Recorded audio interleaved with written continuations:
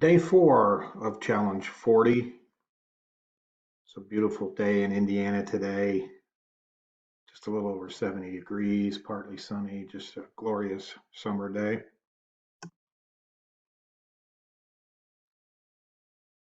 Day 4, Moses was also on Mount Sinai for 40 days and nights on two separate occasions.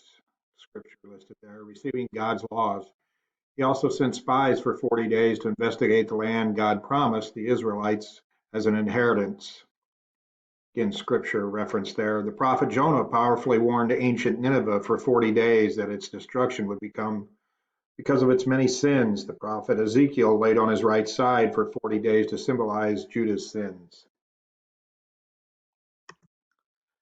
Again, challenge 40, whatever is on your heart. My challenge to you is to pray for 40 days and 40 nights. Get back to me with what happens if you take this challenge.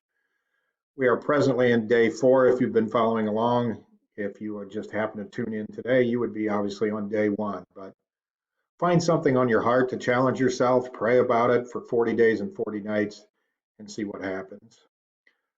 Again, my wish for you today is to find something to be grateful for.